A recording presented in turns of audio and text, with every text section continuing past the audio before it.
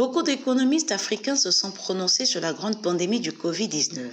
L'expert sénégalais Abdou Cissé, dans une analyse implacable des interventions de la FED, de la BCE, de la Banque d'Angleterre et de celle du Japon, marquée par l'injection massive de liquidités, déclare « La France ne peut pas refuser à la zone CFA des pratiques monétaires qu'elle met en œuvre depuis 2015 ». Opposons la réalité d'une France sous perfusion à celle d'une Afrique zone CFA tenue au respect des rigueurs et des normes monétaires. Quoi qu'il en soit, dans cette mondialisation triomphante, rien ne sera plus comme avant, opine l'économiste et essayiste ivoirien Dr René-François Manquet, estimant que ce que le père du socialisme Karl Marx, l'auteur du best-seller Le Capital, n'a pas obtenu depuis toujours, le coronavirus l'a obtenu en un temps record. Pour autant, les institutions de Bretton Woods ne vont pas s'effondrer. Le FMI et la Banque mondiale ont mis en branle une série de mesures.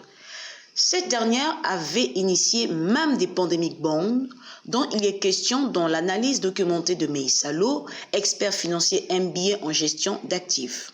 Loin de céder à la tentation moralisante de condamner ces pratiques de couverture de risque, Meissa Lo pointe du doigt les conditions drastiques et restrictives qui retardent le versement de pandemic bonds au prix de la vie de millions de personnes. La finance étant le reflet de l'économie réelle, Dr Edokossi Amenouvé de la BRFM estime que le coronavirus met les bourses mondiales à l'épreuve de l'efficience informationnelle. Ramenant l'analyse au niveau de la zone CEMAC, Marc Kamenge, CEO de Harvest Asset Management, basé à Douala, revient sur la semaine du 9 mars qui a vu le pétrole tomber à son plus bas depuis 20 ans et, à partir de cette tendance lourde, analyse l'impact de la chute des cours et du Covid-19 sur la zone CEMAC. Pour Ousmane Dieng, expert comptable, nous devons agir. Africa First, écrit-il d'Abidjan, dans une chronique parue sur Financial Afrique où il encense le Rwanda de Paul Kagame, mettant en équation la légitimité démocratique et l'efficacité technocratique. Son homologue malien, Cherna Cissé, économiste et banquier depuis Bamako, le monde entre paix imposée et guerre opposée nous présente un tableau bien peu reluisant du système sanitaire africain. Chaque 10 secondes, un enfant africain meurt de faim.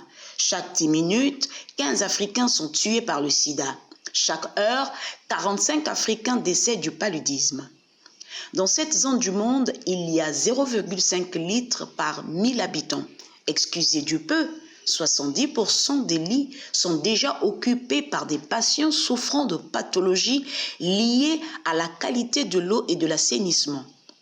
Ce diagnostic sans complaisance rencontre l'avis circonstancié du Burkinabé Dr Zakaria Thiemtore, président de l'Institut supérieur de sécurité humaine, qui reprend ce constat qui fleurissant un peu partout. Nous avons tenté de nous convaincre que ça n'était pas une maladie de noirs, pensant que cela suffirait à nous épargner. En tout cas, l'Afrique, comme l'écrit Christian Azumba depuis les rives du grand fleuve Congo, a une opportunité unique de changer de modèle de développement. Nous partageons tout le sentiment que plus rien ne sera jamais comme avant et là réside peut-être la bonne nouvelle. Ne nous y trompons pas, beaucoup de nations subsahariennes sont à un tournant de leur histoire. Les Africains eux-mêmes doivent trouver les ressources nécessaires ainsi que le courage suffisant pour transformer l'adversité en une opportunité unique de changer de modèle de développement, écrit l'économiste fort de 15 ans d'expérience dans les postes de direction en Afrique. Poussons l'expertise encore plus loin. Papa Demba Cham pose une question. Si on parlait des causes économiques probables de l'expansion du Covid-19, il faut donc s'évertuer à urgemment identifier les pôles économiques directement et indirectement liés aux épicentres de la pandémie et analyser les mouvements de personnes sur les chaînes de valeur et les chaînes logistiques qui les lient entre eux et renforcer la lutte contre les effets de propagation du Covid-19 en priorité sur ces pôles économiques et le long des chaînes qui les lient. Attention seulement à ne pas prendre la diaspora comme bouc émissaire, avertit Samir Bouzidi, expert en mobilisation des diasporas africaines, alors que la Sénégalaise Ndeye Mariam Fall, présidente collectif entrepreneur et CEO cabinet GEG, nous rappelle à une question urgente. Comment sauver les PME africaines en ces temps d'incertitude et de confinement? Une prise de position qui recoupe celle du docteur Abdourahmane Sarr dans sa chronique intitulée « Sénégal, organiser la résilience systémique à la crise ».